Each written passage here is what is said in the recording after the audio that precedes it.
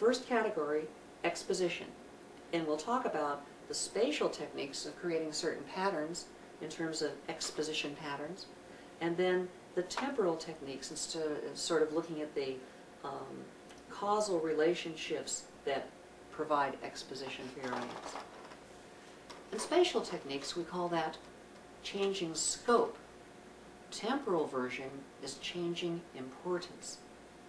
Now, changing scope means to have something that appears to be small to begin with, and then it's revealed or unveiled slowly to show the audience that it was actually something much larger or more extensive than they originally thought.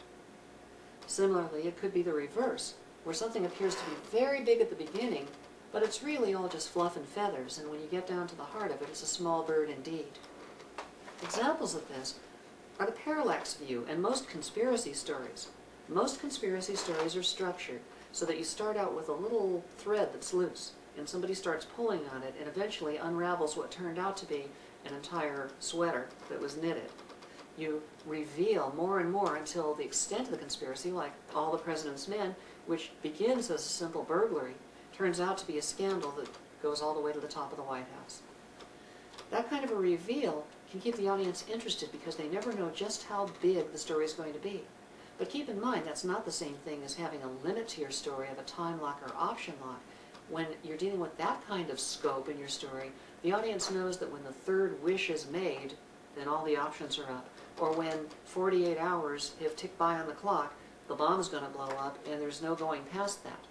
But within the scope of how big the story can be, the technique of exposition as increasing the scope of what the problem appears to be, that one is a very interesting one because the audience doesn't know how big it will turn out. Similarly, you can have things that appear really small at the end. They can have gradual or they can be more abrupt. For example, there was a character that was a dog of some sort in some cartoon. And we didn't really see him. I guess we saw the dog, and the dog was running or something, and he's trying to escape from some strange shadowy figure. And the shadowy figure is very big and looming, and at the end of the story, it turns out that the dog character turns around, and it's just a little man or something in a hat, and he says, "You're expecting maybe such and such?" Well, in fact, it was really never anything that was very, very big. But it turned out that it looked big, and turned out to be very small in the end. Similarly, the Wizard of Oz, you have the wizard himself who has all this fire and brimstone going off in front of him, scaring people, and it turns out to be a simple man behind a curtain. That's a way of changing scope. Now, if you do it abruptly, you can have the audience believe something as long as you like and then just say, nope, it's not that. But if you do it gradually, then you can say to the audience, look, it's actually getting larger. It's not getting larger in reality. More of it's being revealed. It always was larger. That's why it's a story weaving technique. If something's actually getting bigger, well, in that case, then you're really looking at something that is structural, because it's actually a progression or a growth of something in the course of the story. But if you have something that the author knows is already very big, and by the end of the story, the audience will know that it always was very big, then the reveal of it, or the reveal that it was actually much tinier than was expected, that's a storytelling technique, a story weaving technique. Now, the temporal equivalent of this is changing importance. Now, this was used by Star Trek The Next Generation and the other Star Trek programs. They use, by the way, the Star Trek programs love to play in the story weaving field. This is the area that they like to have fun.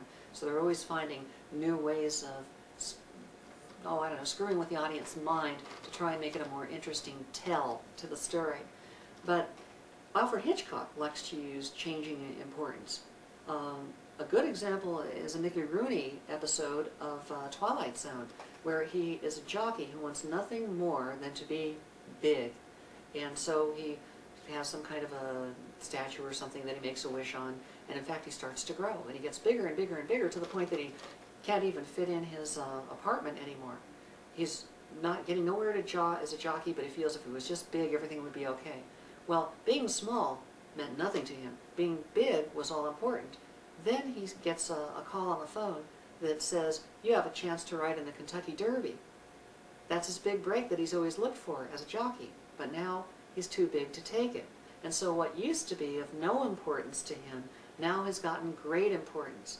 Being big, which used to have great importance, has now been given small importance.